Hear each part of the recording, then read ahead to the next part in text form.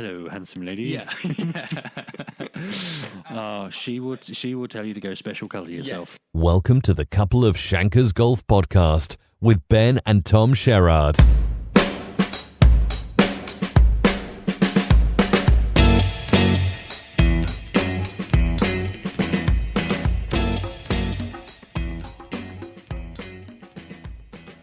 Okay, here we are. This is the second episode of the Couple of Shankers Golf Podcast. Can't believe we're even really here for the second one. Made it to number two. Made it to number two. So before we go any further, absolutely, definitely, first thing to say is pretty overwhelmed actually by the level of support and all the positive feedback that we've You had. had a lot of positive feedback. I had a lot of people saying, I say, and yeah, a lot. But well, we were both very nervous. It was our first one, so yeah. Genuinely, seriously, really appreciate everyone who's taken the time to say they enjoyed the first episode. You can't all have been telling the truth, but equally you can't all have been lying. So at least one or two of you genuinely enjoyed it. So we're really very grateful for absolutely. that. And hopefully you're listening to this one and you will enjoy this one. 10 times more, I reckon. What do you reckon? 10 times better? We can than only the first hope. one? We can only hope. That's the way stuff works, isn't it? Right. Okay, so we're sort of easing people in gently, but you and I had a great day yesterday with Sherrod Senior at Wentworth. Yeah, we went to Wentworth, checked out the last round of the BMW. Obviously, a pretty exciting finish. You had Ram and Willett going at it for sort of 2 solid days, sort of a few shots ahead of the field, so it did become a bit of a match play situation, but really good fun to watch. Very exciting day. Ben, what would you say your highlight of the day was? Well, this right. Couldn't believe it when I found this out. I'm not sure what conversation you started to find this out, and because you weren't inside the ropes. No, so it genuinely wasn't much of a conversation. Well, either way, if anyone caught our live feed on Instagram yesterday, probably already know this. Matt Wallace, who I picked to win, and on Thursday night last week, I was feeling pretty good about lumping on him for a bit of money. But turns out, podcast listener. Yeah, we have confirmation. Listens to the podcast. I managed to grab a hold of him quickly on the second hole yesterday, literally just said hello. He sort of said hello back, and he just said, yeah, I listened to the podcast. Well, He's got better things to do, surely. Well, when I said... This is his job. I said, how was it? He said, yeah, it was all right. So, read into that what you will. Probably not listening to the second? Yeah, we'll find out. Matt, if you're listening... Let us know. Yeah. Tell Tom he's a D-bag on Twitter. Yeah, that's it. Yeah, just tear into me. It's fine. It wouldn't be the first time. So let's actually talk about the golf. Yes, let's. Rather than promoting ourselves. So shamelessly. No shame. Danny Willett obviously walks away with the, I don't know what the name of the trophy is actually. Just the BMW. The BMW trophy. Yeah, I assume so. Yeah, BMW Championship. Big lovely trophy. Yes. So he walks away with the win and played.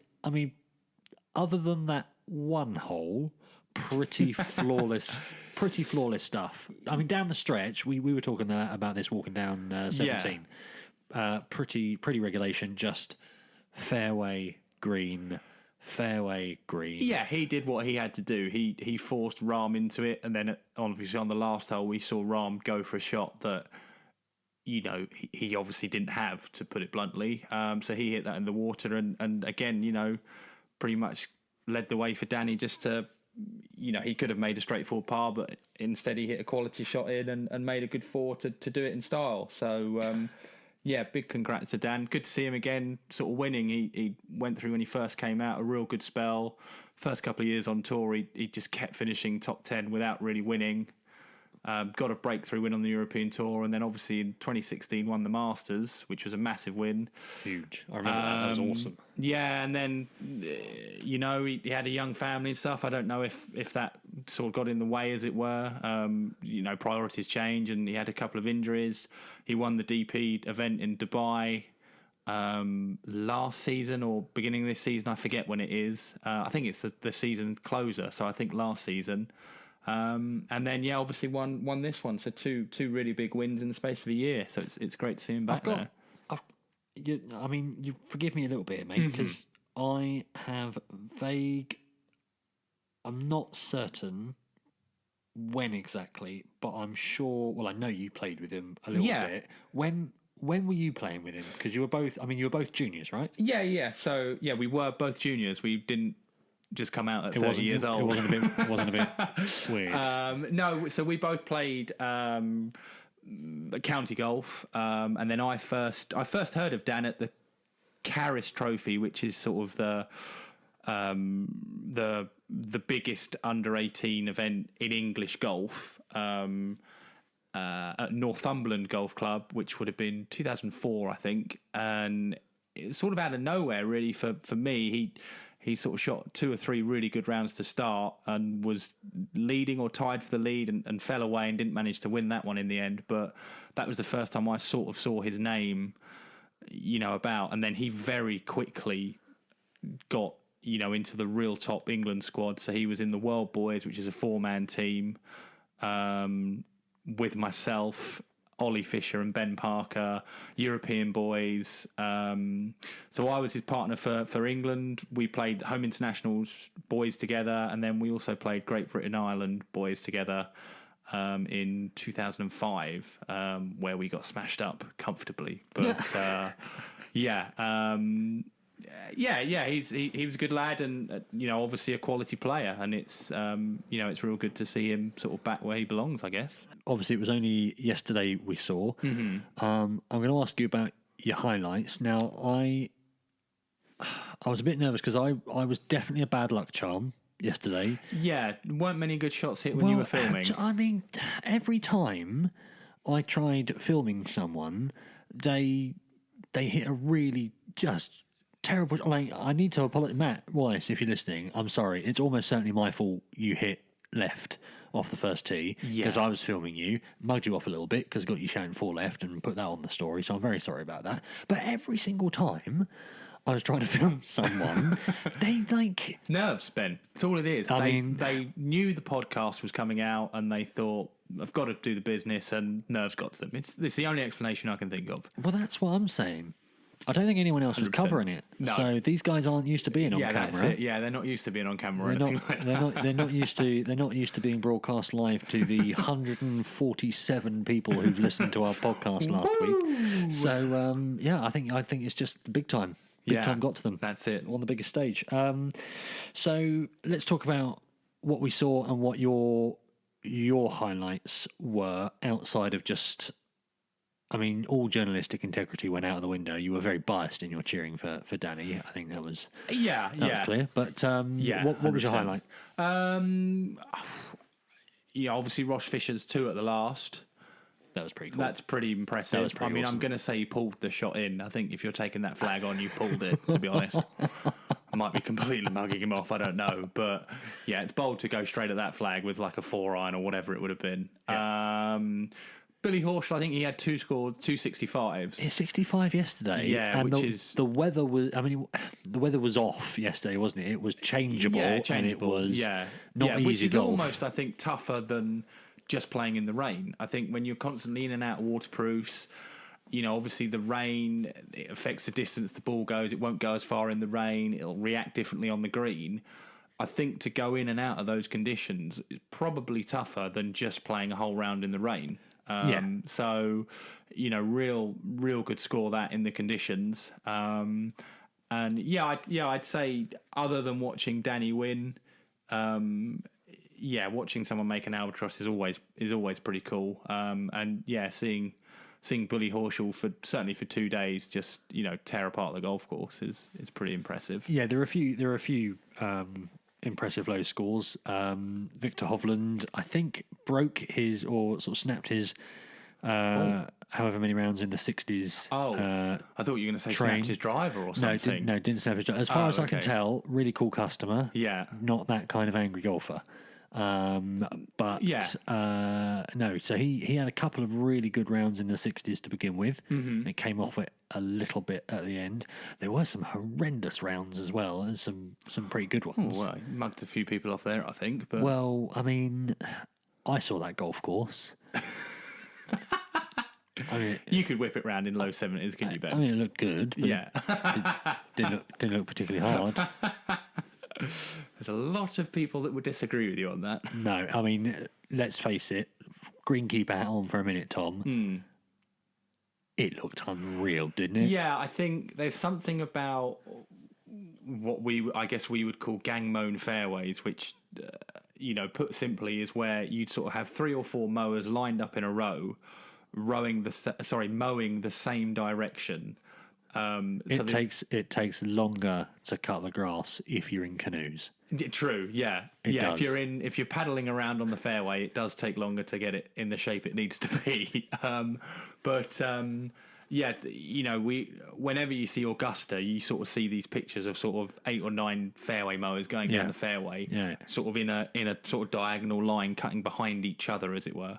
And that's what they did there, and it just makes it look like carpet. I mean, oh my! I'd sort of turn up there and I'd be like, do you know what? I'm just going to chuck this in the rough because I don't want it. Especially me, because I like a divot. You do. I'm a bit steep. You do take a divot. So I'd probably just lump it in the rough and go, do you know what? I'll shoot mid-80s, but I'll preserve the golf course. As beautiful as those fairways were, give you and me a couple of 8 irons in 10 minutes and we could wreck the joint. Yeah, I mean, we could make it look real bad.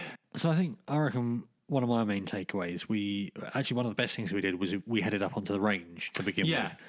The rhythm of these guys, like everyone out there, the rhythm of their golf swing, or the tempo, and how they seem to create so much power, but so controlled, and it doesn't look, even though it must be really fast, it doesn't look fast because the tempo is so I think just unbelievable. A lot of evolution in sort of golf biomechanics and swing science, whatever you want to call it, has led to that. And I think a lot more guys now, I think traditionally golf swings were quite handsy, and it was all about how sort of quick the hands pass through the ball, which you can kind of pick up more on telly. So you can see how it looks quick because you're sort of throwing your hands at it. Yeah. Whereas now it's a lot more playing with the body, turning off it, turning back onto it, which you can do in sort of quite a smooth, a smooth action whilst generating a lot of power. And I think that's helped. But yeah, I mean, when you watch telly and, our dad said, oh, do you know what? They were hitting a wedge from 150 yards and things like that. You just assume at impact they've got like 2 feet off the ground. Yeah. Do you know what I mean? Like you just assume they've absolutely hit it as hard as they can. And you look at it, and when they swing it, you think, do you know what? He's probably gone on that 75%. He's got 25% more in it, which is scary, bearing in mind the distance some of them do hit it. Some of them absolutely tonk it, don't they? If they're hitting it, 300 off the tee, and you're thinking, you've still got more in the tank. You've got something to give there, mate. Yeah, that's when it sort of gets frightening. Yeah. But definitely. The rhythm of the golf swings is something that I think a lot of club golfers can learn from as well, to be fair. But absolutely. So I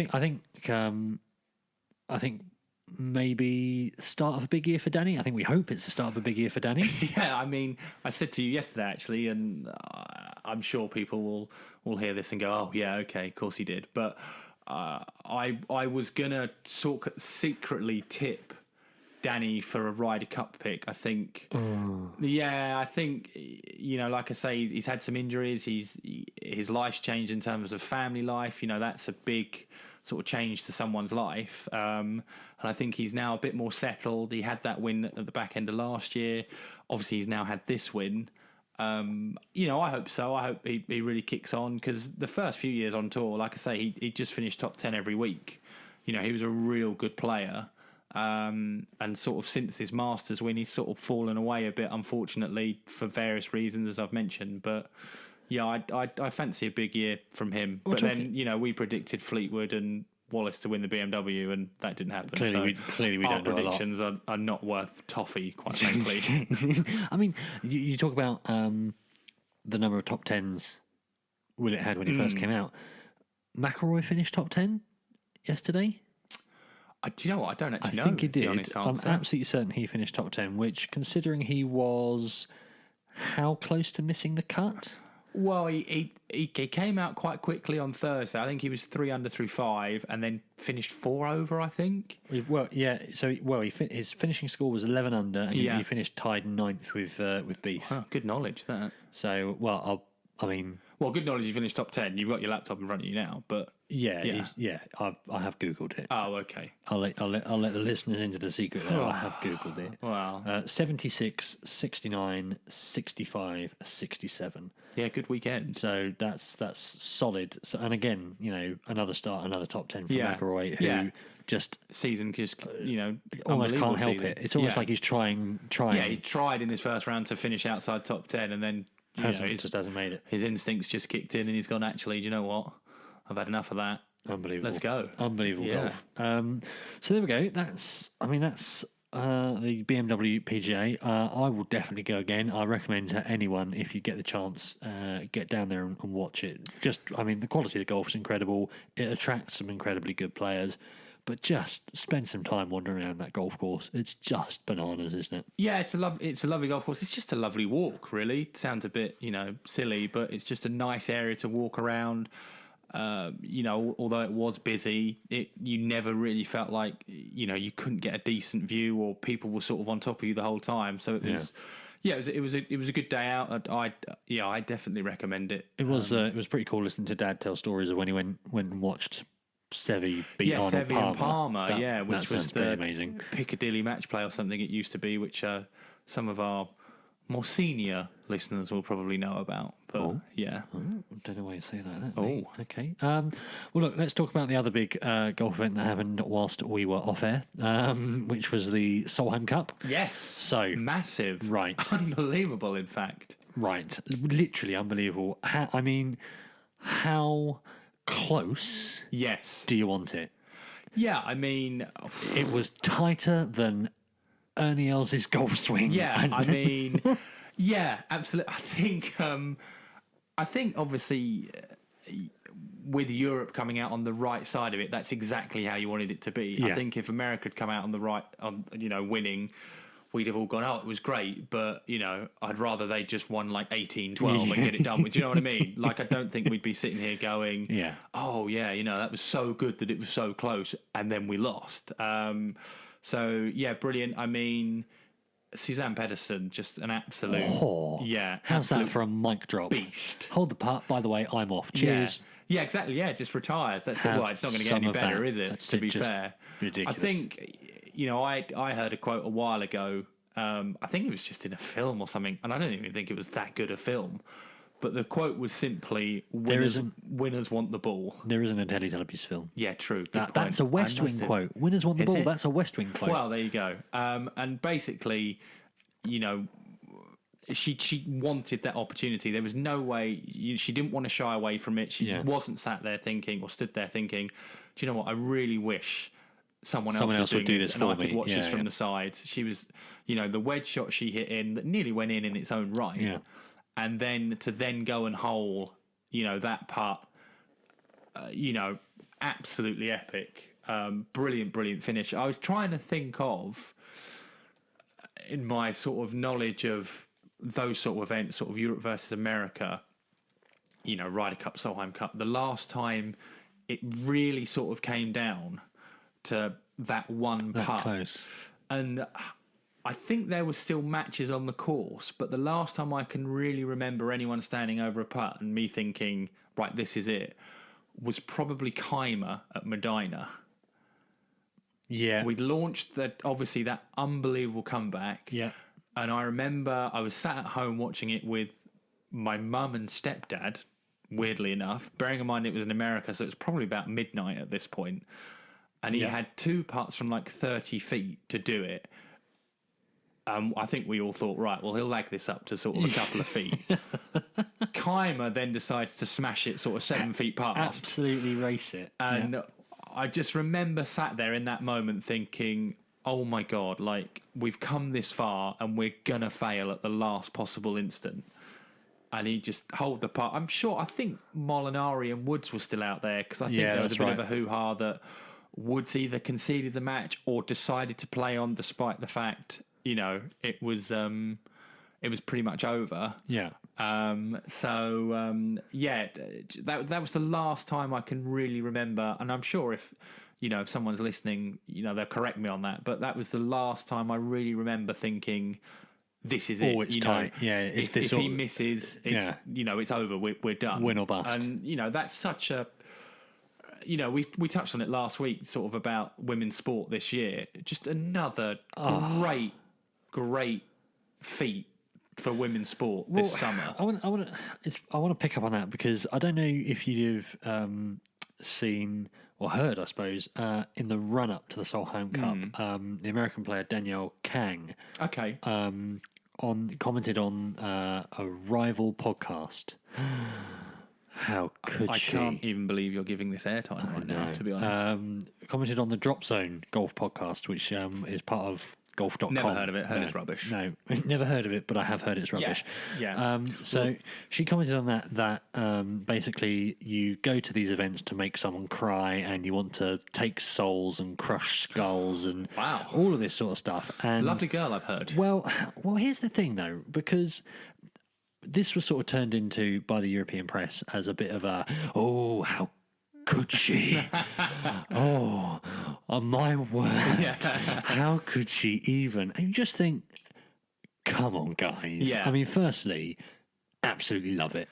Yeah. Absolutely love it. Go on, more of that. If Ian Poulter or Patrick Reed had said that, we would be just... bring it, mate. Yeah. Come or on. if it was Patrick Reed, I'd be telling him where to go. Well, I take your point. I'd tell Patrick Reed where to go if I had the opportunity. Wow. I nearly shouted it yesterday over a putt, but I probably would have got thrown off the golf course. Easiest way to get ejected from a golf tournament. Reed, do one. But this was turned into European press bringing out the vapors and reviving themselves. Oh, get up, you. Yeah, I mean, there's very few matches I've ever played where I thought, you know what, I just want a really good day out. You know, like if it's head-to-head match play, I'll be honest, I've been lucky enough to have a couple of good runs in big sort of match play events, and every time I've stepped on the tee in the matches I've won, it's literally been right. It's not a case of if, it's by how many. How many? And the matches I've lost, which one of them was the final of the British Boys and one of them was the semi-final of the English Amateur, I've sort of gone, oh, do you know what? Yeah, I've done quite well to here. Losing now wouldn't be the end of the world. Yeah. And that's it. You lose. Yeah. And it's that. You change that mindset. Yeah, and I think you have to, because if you don't, the other person will, quite frankly. Yeah. You can't tell me that, just because they haven't said it, Pettersson's going out there going, I just want to enjoy this Solheim Cup. Don't care about the result. I get to play Gun Eagles 5 or 6 times in a few days. That's all that matters. Ridiculous. Do you know what I mean? So I do take your point that you've got to have that. Oh, more basically of it. Crush them sort of. Oh, more. That's attitude. absolutely the mentality. That's what you want. You need absolutely. If you were a captain, more of that, and you've got someone in the dressing room going, we're just absolutely going to annihilate them. Like I'm literally just going to destroy these people. The other thing I really liked was Lexi not shouting 4. Did you see that? I didn't see it. I have heard about it. So she's hit. I think she's hit an iron off a tee. Oh, good start. Iron for safety, was it? Yeah, and it's gone. I think I might be wrong on that, but it's gone right. Okay. And she's done that thing that a lot of golfers do, where she's just kind of put her arm out. You mean a lot of American pro golfers? I'll say it. Wow. Yeah, a lot of pro-American golfers. Oh. I don't think that's as common on the European Tour. I think there's a lot more shouting. Take but anyway, that, you jumped up Yankee D-bags. Wow. We'll carry on. Wow. Right, you heard it here first. Tom does not hold back. So just held her arm out, and I think there was some question as to whether it was her caddy, someone else's caddy, a marshal, or some random Jim in the crowds. I think it was her. I think it's turned out it was her caddy.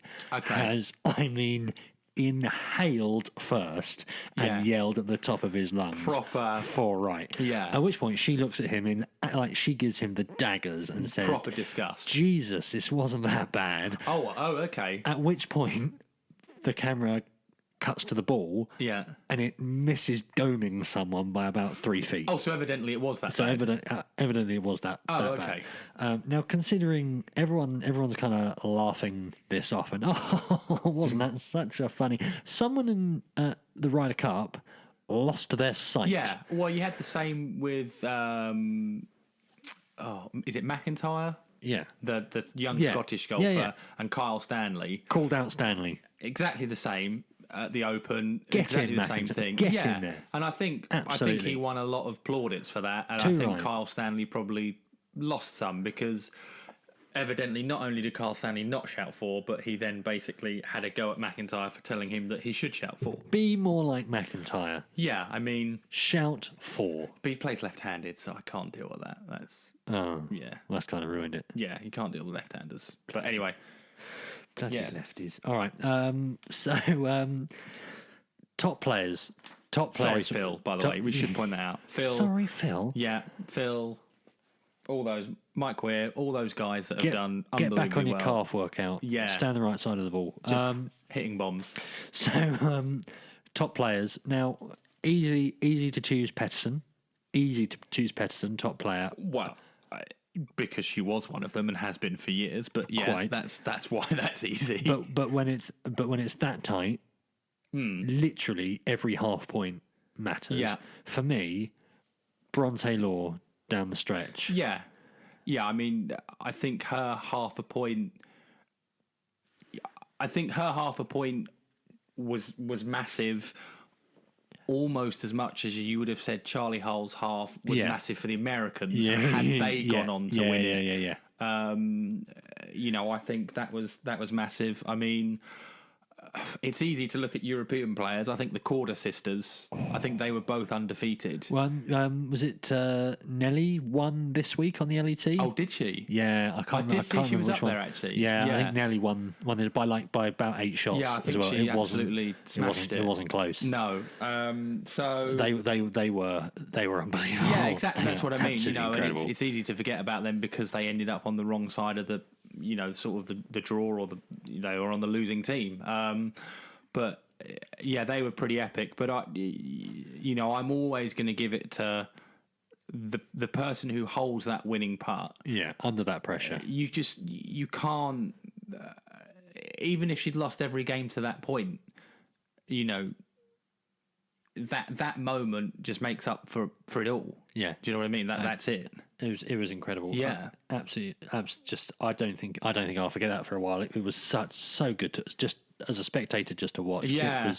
It was exciting as Ryder Cups that I've watched in the past. So Well, it just was. I'll be honest here. I didn't manage to catch the Sunday live. I was trying to move house, which was unsuccessful. But more about that later.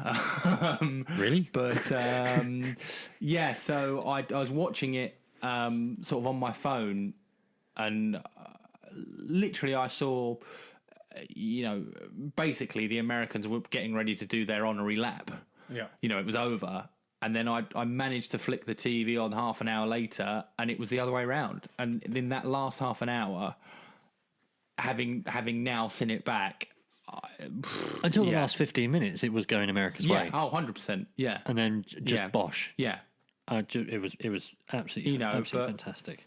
That's why those guys are there, because they do it when it counts. So what do you reckon, mate? Is there going to be a mixed Ryder Cup, 6 guys and 6 girls from Europe, 6 guys, 6 girls from America? I'd watch that. I'd watch it, but I don't think it'll happen. Why is that? I just think. Why won't you make it happen, Tom? Well, I think the Ryder Cup and the Solheim Cup are big enough in their own rights. Why? Oh, that's fair. Why? Yeah. Why do it? Yeah. The Solheim Cup, like a lot of women's sports we mentioned, has got a massive. The Ryder Cup's already massive. Why do it? It would, to me, it would be obvious. It was a bit of a, I don't want to say gimmick, but it'd be. Although the Ryder Cup and Solheim Cup originally were sort of exhibition games, and set up to ideally pit the best against the best, they're way more than that now. And I think if you did something that was sort of 6 guys, 6 girls from each continent, it would just be an exhibition. Yeah. Do you know what I mean? I don't think you could really turn that into a real serious. Can you make the Ryder Cup and Solheim Cup more special by merging them? Probably not. No, absolutely not. No. All right. No.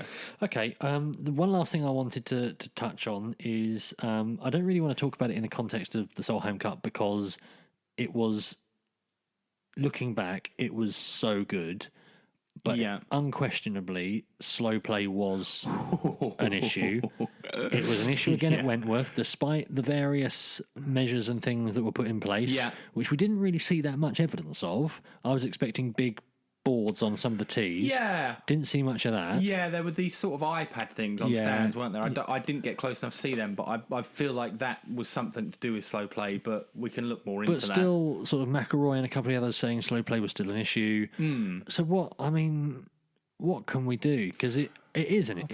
Firstly, is it an issue? Because you've played out on tour, you know better than me. Oh, massively. It is. Oh, yeah, 100%. Yeah, I mean...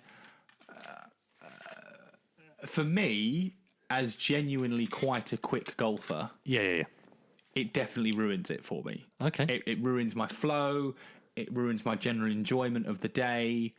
And you've got to remember as well, like not so much in Scotland and things like that, but when you're playing, you're playing out in Dubai, you're playing in South Africa, Australia, the southern sort of states.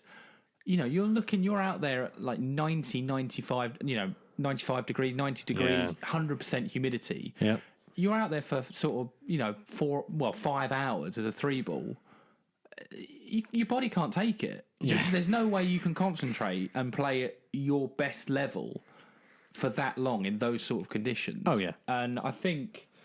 yeah, I mean, it's 100%. It's an issue. There can't be that many people that are wrong. So what? Do you know what I mean? So what? If right, let's play. You're in charge of the tour for the day. You're tour commissioner for the day. What do you do? How do you sort this out? It's so hard to police. That's the problem we're going to get. Is it? Yeah. Well. Yes, in the sense that I think it's always going to be stopped. It's going to be hard to stop people being slow.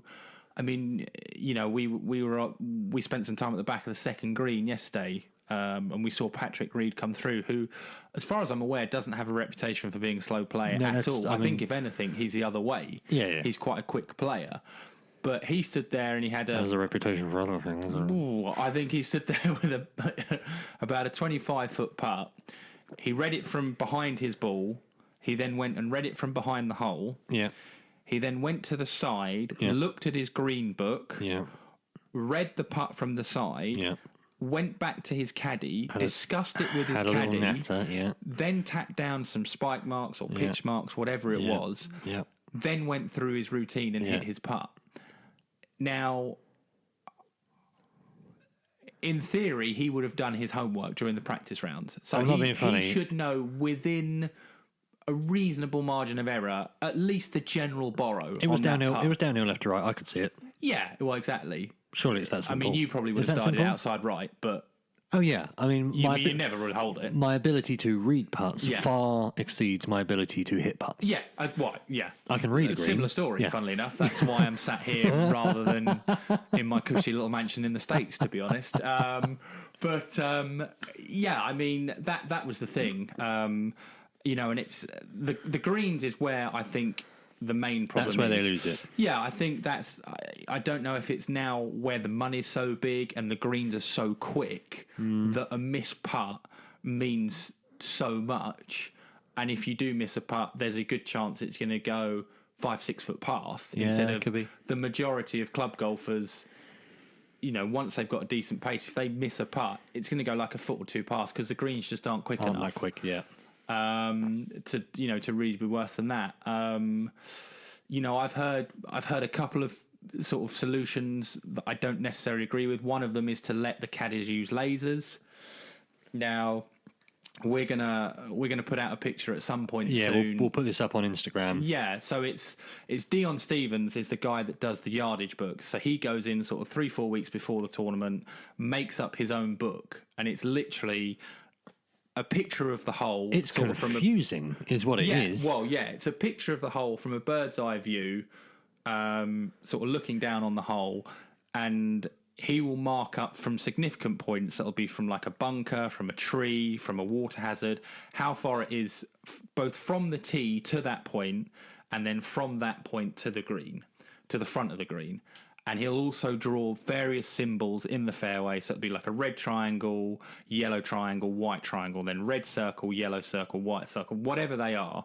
So they always have a reference point. And I can tell you now that the caddy will know the exact yardage to the front of the green by the time he gets to the player's ball. Yeah. As in just walking up there, because he will find the nearest point and then count that's got it a out. marking and just count it off. I noticed Danny Willett's caddy doing that yesterday. Sam Hayward. Yeah. And so he'll know, and then he'll get his pin sheet out, and it'll say like 14 on. So whatever yardage he's got, he'll add 14 on. So I don't think layers makes a difference. The second reason I don't think it makes much of a difference is because they want so much more information than just how far is it to the hole. It will be how far is it to that ridge? How far is it to the top of the bunker? How much room have I got behind the pin to the back of the green? Yeah. You know, what's it to this various point? And by the time you shoot all of those with a laser, it's just as quick to look at your book and go, right, you know, the pin's 14 on, the top of that ridge is 9, so I take 5 off of the yardage to the hole. That's how far it is to the top of that ridge. Yeah. Rather than, you know, shooting your laser, writing it down. You know, it wouldn't, for me, it wouldn't save any time. Do you want to hear my idea for how we... Not really, but that'll ruin the podcast. Wow. So let's go. Let's hear it. Good night, ladies and gentlemen. It's been sort of fun. Right. Shot clock on every hole. So literally, where most groups have a ref following them in the group. Agreed. And on the back of their buggy, shot clock. Yeah. Okay, 40 seconds per shot. Yeah. The player is allowed to take as much time as they like on their shot, but when the shot clock counts down to 0, the crowd can do whatever they like. Are we talking like throw beer bottles? Throw beer bottles, start the Macarena down the fairway, just start shouting abuse. 40 seconds, once you get to 0, carnage. Absolute carnage ensues. I mean, all joking aside, I've heard the idea of a shot clock. Yeah. But then you get the scenario where, say, you know, I don't know, anyone, McIlroy's playing into the last at Wentworth. Yep. He's tied for the lead. He needs a 4 to win. Yep. He's over his ball. He's got, let's say, 6 seconds left on the shot clock. Wind gust. Yep. Wind completely changes direction. Yeah. He then has to back off and go, right, is this the right club? What happens then? And at what point, you know, at what point do you go, okay, we build in a bit of time for, you know, outside interference? Because you have it in snooker, you have a shot clock, but there's no variables. It's literally the table and the player. There's no outside interference. Nadal with his serve recently, he got a really crucial point. He got timed. Yeah, and there's no, you know, he's in complete control of that. I guess more limited than golf, you may get a gust of wind in tennis because it is an outdoor sport after all, although it's in a stadium. I mean, that was the main argument about not enforcing it at all at the Solheim Cup. Is you're not playing for yourself, you're playing for your team. Huge, big event, and the weather was loopy. The weather I get. I think the fact it's a big tournament and you're playing for your teammates. That's the nature of the game. You can't go, oh, do you know what? Because this is a really big shot, we'll give you an extra 50 seconds. Yeah. You know, that's part of the rules. Yeah. You have to play within those rules regardless of the situation. Could you give each player like a time bank? So each player has X amount of time for their shots, and you'll have like tee shot on 3, which is comfortably every day of the week, just a drive at that target. Off you go. You don't need 40 seconds to hit that shot. You tee it up, you pull the trigger and off you go. And then you can almost save. I mean, it's a lot of admin. It's a lot of admin. Yeah. And then you save up because I just think it's too much. Yeah. Yeah. I just don't. Again, I just don't know. Yeah. I just think it's way too much. Because there's a difference between. There's a difference between a tricky 5-iron approach to the last green when you've got a one-shot lead and you're really coming down the stretch to it's halfway around the round on the Thursday, it's the 8th hole, you've got a putt for par and you're taking 2 minutes, Bryson. In theory, yes, there is a difference, but quite literally, no. There is absolutely no it's difference. One shot. Yeah, you're quite right. And that's what you know. That's the mindset they'll be in. Is that it's just every single shot that's what counts. They should be in. Yeah, exactly. It's just another shot. I go through my process, whether it's a 2-foot putt or a 200-yard 5-iron. I'm going through my process. So I don't think that whole kind of we'll give them X amount of time for their whole round and they can manage it as they want. I don't think that would work. No. But, McIlroy's talked about sort of smaller fields. I don't think that will work. I don't think golfers are that considerate of each other anyway, to be perfectly honest. But say it ain't so. I definitely don't think that guys are going to be going, oh, it's a smaller field, we should get round quicker. I think if anything, it'd go the other way. Yeah. And they'd go, do you know what? I've only got 12 guys behind me instead of 50. I'm going to take my time today. Do you know what I mean? I don't think that's the way forward at all, to be honest. Well, I think pretty conclusively we've solved it. I think we've solved it. Yeah. Problem solved. 100%. So there you go, Keith Pelly, if you're listening, and I know you are. You are welcome. I don't know what the answer is. You can't police it properly. They need to take less time on the greens. How you do that, I don't know. Yeah. You obviously can't tell them. You can only look at it from one. Get rid of green books. Yeah, I think. You've got this whole aim point thing. Brad Faxon's one of the best putters who's ever lived. He never had a green book. No, I agreed, and I think for me, you look at, in all seriousness, Faxon worked with a famous psychologist called Bob Rotella. You read Bob Rotella's books, and he's literally like, one look. That's all you need. Whatever your first instinct is, go with that. Because that's it's probably going to be right, and B, if you miss, if you've gone with your original instinct, you're not going to be that annoyed because you didn't change your mind. You haven't second guessed yourself. Yeah, exactly right. So all right, well, look, we are well behind pace on our round today. So let's move on. So the next bit is we asked for some questions on Instagram. We did. You can, and some people, I don't know why, replied. You can send us any questions you've got, which we will try and answer. You can find us on Instagram, Shankers Golf Podcast, and on Twitter, _Shankers, and submit any questions you've got, and we'll try and answer them. Because we are a couple of Shankers at the end of the day. Andy Smith chimed in. Andy Smith, who we both played a little bit of golf with when we were younger, and he asked us a really, really good question about a particular sort of methods to cheat. Yes. I can't remember exactly what it was, but I think it was something about how can you get spin from the foot wedge, or words to that effect. It was definitely something to do with the use of a foot wedge. It's all about the strike, mate. You got to come in a bit steeper. Yeah, bit steeper. Yeah. I mean, as a pair of graduate junior golfers ourselves. Yeah, if you asked a 12 or 13-year-old me, I could probably tell you in a lot of detail how to do that.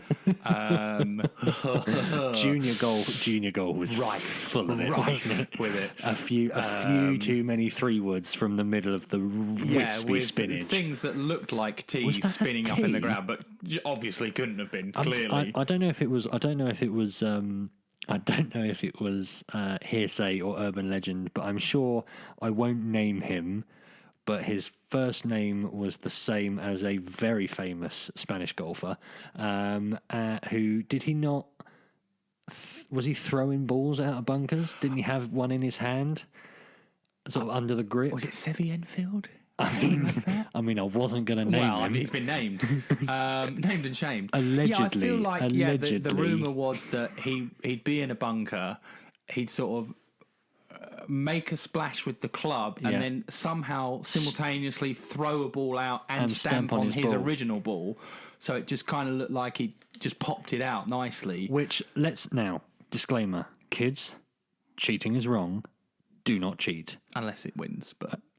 Cheating is wrong. Sorry. Yeah, no, sorry. Come on, TC. Sorry, that's my 12 or 13-year-old Tom unleashed there. But you've got to, if that's true, you've got to admit, I mean, he's had to practice that. And the ball to literally just pull it out. There's one thing practicing it, but... Would you not just practice your bunker shots? Would you not just work on your bunker play? Surely the amount of time he spent trying to scheme there, he could have actually just gotten really good out of bunkers. But is it, on a serious point, is it not part of junior golf to learn, properly learn that cheating is not worth it?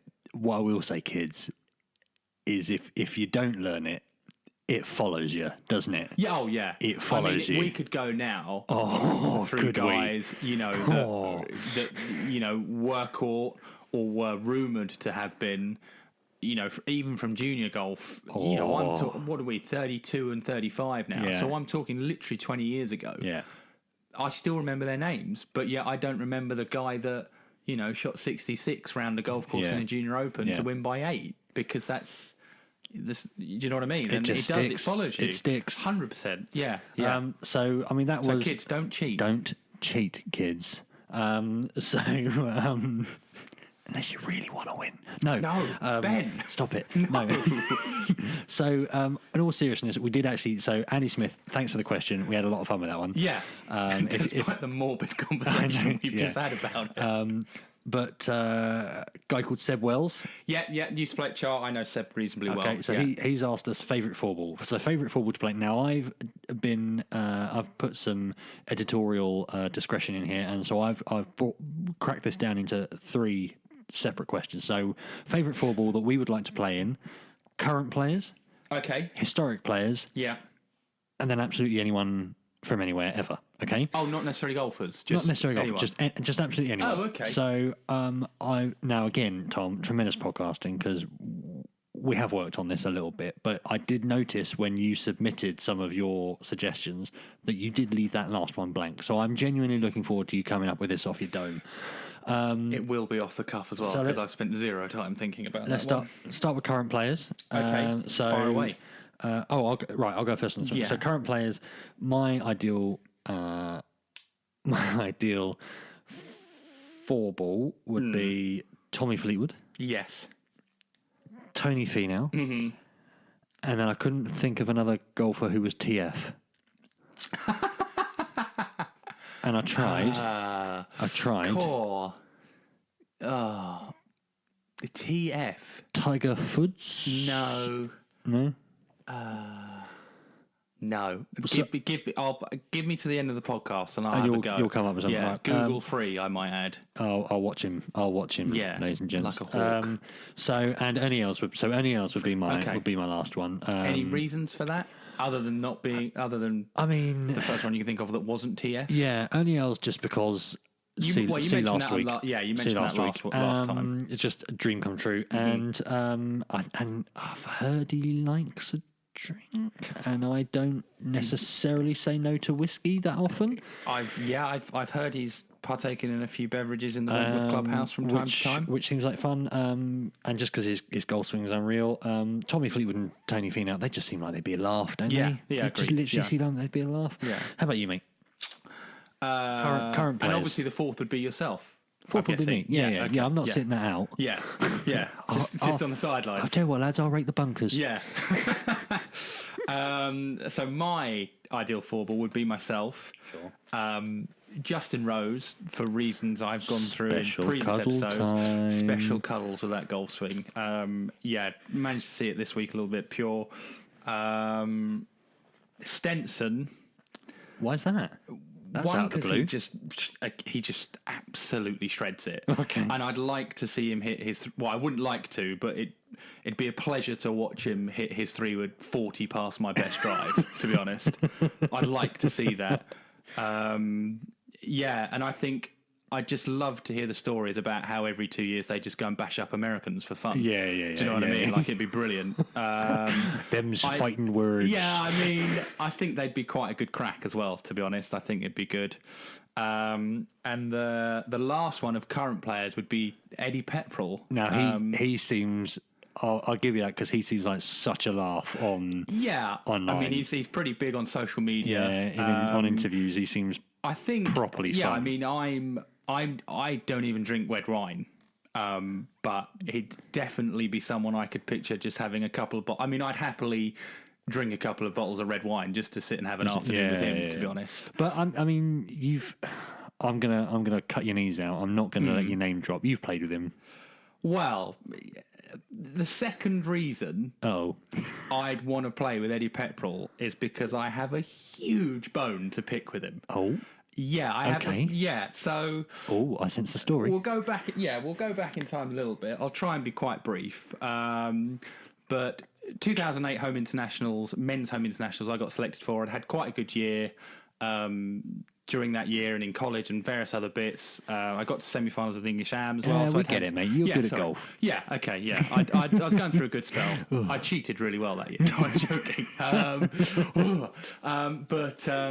So I got asked to play home internationals for the England men's team, which obviously I accepted. Flew back from the States. And at the time, I was definitely ranked 13th in the world amateur rankings, which I think was the best ranked English player there, if not certainly in the top sort of 2 or 3. Okay. So I'd basically spent 8 hours thinking, right, I can't wait to play every match. I'm gonna boss this. Yeah. And then promptly got told, basically put in my place, I guess, that I wasn't going to play the first day singles, which was against Wales. Right. I was going to be left out. It's an 11-man team, but 10 on the golf course at any one time. Oh, so it's a bit like the you get 11th and 12th at Ryder Cup, or whatever. Sorry, you have a spare guy basically, and I got told, look, you're not going to play them for, which I was a bit annoyed with, like I say, because at the time, according to the rankings, I was one of the best players in the England team. So I thought, you know what, I'll build up quite a formidable pairing, depending on who I'm with, but I'll make it my aim to, you play foursomes in the morning, singles in the afternoon, I should say that. So I got told, I got taken aside by the captain, obviously told, look, you're not playing the afternoon, but the morning you're going to play with Peps. Yeah. And I was like, okay, brilliant, great. I kind of knew Eddie at that point, not massively, but he's obviously a few years younger than I am, so he was sort of up and coming. It was my first cap, so I couldn't really say I was taking him under my wing, but I think we were both quite inexperienced at that point, but I was just, massively looking forward to it. Yeah. We went out on the first day and we beat Wales 2-1 in our foursomes match. Right. I can't remember who I played. I apologise if they're listening, doubtful. Not if you beat them, they're not. Well, true, yeah. And then obviously, everything went on that afternoon. I think we lost to Wales in the end, actually, or drew. Oh. We didn't have a good time that year. But everything went down. Went back, dinner, bed, all of that. Woke up the next morning, down at breakfast, and sort of looked around and sort of noticed Eddie wasn't about. And I sort of said to a couple of lads, I was like, "Where's Eddie?" And they were like, "Oh, did you not hear?" I was like, no, obviously not. He said, mate, he's gone home. I was like, what do you mean he's gone home? Oh. Yeah, he's like, he's got tonsillitis. He's been up all night and he's gone home. And I was like, oh, all right, a bit random. So then I got a new partner and whatever. But I do have to wonder, right, because he was fine on that first morning. Like, there was no signs of any illness whatsoever. How badly... how bad's your partner got to be, your foursomes partner got to be, that you would happily make up an excuse and go home to avoid playing foursomes with him again? Like, he's got 2 more days to play English, and he's gone, do you know what, I don't want those caps. Yeah. I don't want to play against Scotland, Ireland. Yeah.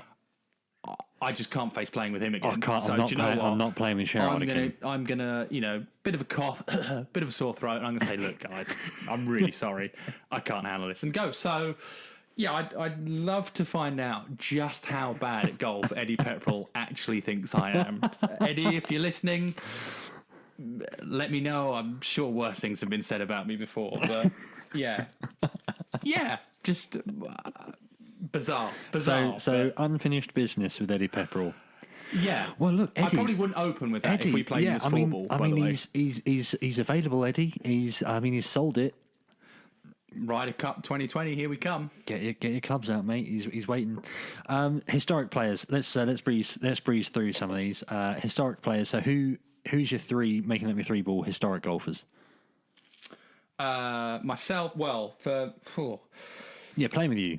I'd say Nicholas. Yeah. It's sort of in his pomp. Yeah. And Tiger, sort of 2000, 2001. I know that's not really that historic. Yeah. But that was when, he'd done the Tiger Slam. That was when he was arguably his best. What was the Tiger Slam called before Tiger? Because I don't think it was a thing. It was done. Yeah, I don't think it was a thing, was it? I don't think it was. I mean, it was definitely a term invented by the media. Yeah. To, really jazz it up. Dare I say, like Brexit.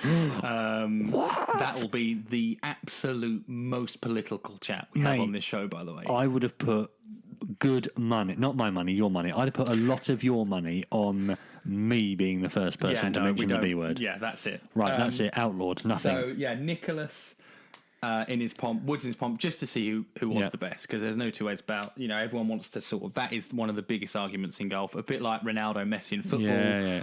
Messi. Who is the best? Well, yeah, I know literally nothing about football. Hogan, just for that golf swing. For those who don't know much about Ben Hogan, you've probably all seen that photo of him. Yeah. Which is Merion him hitting a 2-iron into the last at Merion. 1 iron. Is it a 1? Sorry. Oh, I've out-golfed you. There you go. 1 iron into the last at Merion. Iconic photo. If you type Hogan picture into Google, that will be the first thing. It's iconic because he won the US Open that year, and it was a year after his car crash, where he was told he wasn't going to walk again until recently. He had this horrific car crash. Yeah. I really wanted to catch a documentary on it actually, but I never got to see it. But that's probably it. And I'd like to have Palmer in there, but I'd caddy. I'd caddy for Hogan. You'd caddy for Hogan and just watch the four of them knocking about. Yeah. All right. Well, my four ball. I'm playing. I'm not carrying any clubs. Though. I've had enough of that. So I'm picking up two of yours actually. Palmer and Hogan. Okay. It was between Palmer and Nicholas for me. Palmer because I've seen some videos and he just seemed like he was bloody hilarious. Yeah, I think he was pretty cool dude. He seems like he was really funny. Yeah. Ben Hogan because he's just the coolest man to ever play golf, in my opinion. Yeah. And Seve. I mean, I'm surprised you didn't pick him, to be honest, Seve. I just couldn't be bothered to look for that many golf balls in one round, to be honest. Bless him. A brilliant golfer, but... I've got a fairly good Seve story, which is not my story. It was a story told by Paul Way, former Ryder Cup player. Okay. That I played... Beat the Pro event at a charity day with. I won't tell it now because I don't think we've got time. But stay tuned, listeners. If you promise me you will tune in for the next podcast episode, I might tell my Seve story. I might do. Really, way to get people caught on there, Ben. So let's breeze through now. Anyone, any random four ball. So my four ball is Robin Williams. Yeah. Don't know if you play golf, but if you Google Robin Williams golf commentary, that's pretty funny. Yeah. Bruce Springsteen, just a bit of a hero of mine. And the last one for me, I couldn't really think of anyone. Right. So me? Well, I play golf with you, mate, and I mean it's fun and all, but it's not that fun, mate. It's not that fun, mate. No. I don't know. Who else should I play golf with? Really speeding through this, mate. Neil Armstrong? There you go. Play golf on the moon? That'll do. Yeah, not a lot of people can say that. No. Okay. Right, you. Go on. Ryan Reynolds, because I have a massive man crush on him. Absolutely huge man crush on him. Handsome gentleman. Can't get away from it. Probably Will Smith. Seems like a fun dude. Cool dude. Yeah. And probably... possibly Mila Kunis, just because she's unbelievably gorgeous. Again, handsome lady. Well, I wouldn't describe her as handsome. Handsome I lady? definitely wouldn't use that as my opening line. Hello, handsome lady. Yeah. She will tell you to go special colour yourself. Yes. Right. Yeah. Okay, so now we're going to move on to that's the question. Thanks, Seb, for your question again. Yeah, if thank you, you've got Seb, any questions, then we managed to turn it into 3. So yeah, you can submit them, and they'll be treated with the respect that Seb's question was. Right. So very quick. Segment now, which we are going to call non-shanker of the week. Imagine a fancy jingle here. Yes, non-shanker of the week. Fancy jingle. So we did think of doing a shanker of the week and choosing someone who maybe hasn't covered themselves in glory. We thought that was a bit mean and not in the spirit of the podcast, was it, mate? Despite the fact that we did come up with a good few people who could be shanker of the week. But in terms of non-shanker of the week, I'll go first. Mine's Bronte Law. Okay. We touched on the Solheim Cup. She was a monster coming down the stretch. And the Suzanne Pedersen putt doesn't happen without Bronte Law. Agreed. 20, 30 seconds earlier. Yeah. Just absolutely bossing it. Yeah, agreed. So Yeah, she's my non-shanker of the week. Bronte, if you listen, congratulations, non-shanker of the week. What about you, mate? Who's your non-shanker of the week? My non-shanker of the week, although it was now a couple of weeks ago, but it's been a while since we've been on, was Kevin Chappell, actually, on the PGA Tour. Oh, yeah. Shooting a cheeky little 59. 59 club. Which included 9 birdies in a row, which ties the record for most consecutive birdies on the PGA Tour. That's epic. With Mark Calcavecchia, of all people. That's some knowledge. Did you Google that? Or did you... That one was Googled. That was I have Google. to say, that isn't something I can just pull out of the top of my head. What I will say about Chappell, which I didn't realise, I was doing a bit of reading earlier, and he just came off, I think, the same back surgery that Tiger had. I don't know specifically what it was, but that was his second round back. The first round back being the first round of the tournament that week. How'd you like that? And then the second round, he just thought, well, you know what, I think he shot like 1 or 2 over. He went, no, sod that, that's not for me. Unbelievable. And just dropped to 59. So, how'd you like that? But on that note, Ben, have you had any 9 birdies in a row? That's pretty epic. Have you had any memorable sort of runs in golf that you can think of, or what's your lowest round? Should we say your lowest ever, just purely number, best round that you've had? I mean, this feels cruel. Well, sorry, mate. 73. Okay. We discussed it last week. Yeah. Pat Bevan. Still Thanks know a where lot. you live. Yeah. Still not a threat. Unbelievable. In terms of a run, I mean, I made a birdie once and didn't. There was one time where I made a birdie and didn't automatically follow it up with a double.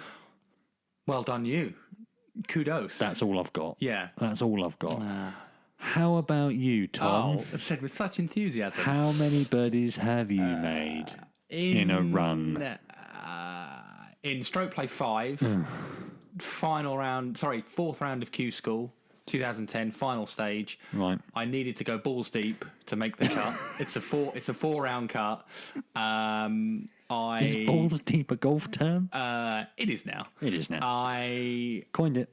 It was 6 through to 10, and I birdied 6, and I think it was 7, a par 3, and I thought if I can birdie this, I'm going to make 5 in a row, because the next 3 were pretty straightforward, and did exactly that, and then got shafted at the end, but we can talk about that in a later episode.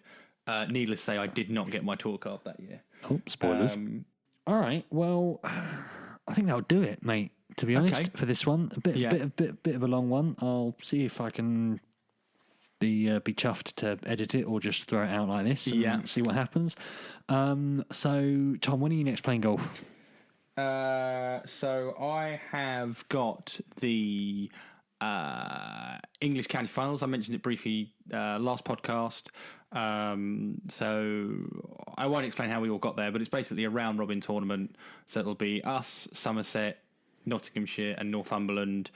Whoever wins that essentially is sort of the best county in the country. The best county in golf. Yeah. So big event. How about yourself, mate? You got much penciled in? Well, yes. But what I would say is maybe when do you go up there? You go up there Wednesday night and you play Thursday.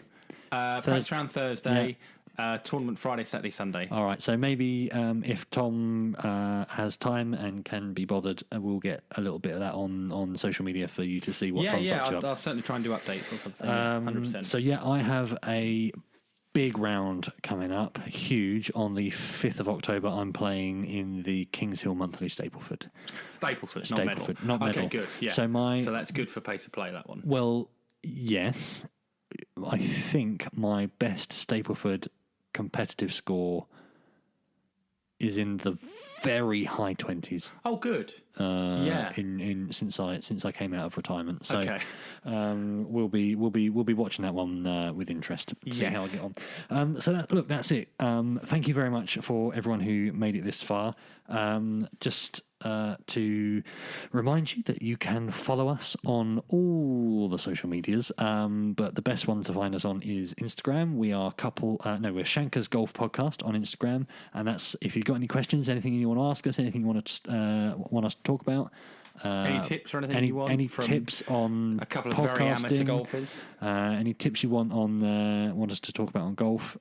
Send me a message. Send us a message on Instagram, and you can find us on Twitter as well. _Shankers, and we are the podcast itself is available on all the various different podcast platforms. Apple Podcast, Stitcher. It's on Spotify. It's on TuneIn, which I think is the thing that, if you've got an Alexa thing in your home spying on you every day of the week, you can find us on there. So if you can find the podcast, then please rate us 5 stars only, please, and subscribe. That, please. Subscribe to the podcast and rate us 5 stars. That'll be lovely. And tell all your mates. Smashing. Tell everyone in your swindle how great we are. Jesus out of it, basically. So look, that's it. Episode 2 in the books, and we will be back in probably a couple of weeks to talk about how Tom got on in his county final and how I got on in my Stapleford, along with other things. Tom, say goodbye. Goodbye. And that's it. Thank you very much for listening. Goodbye.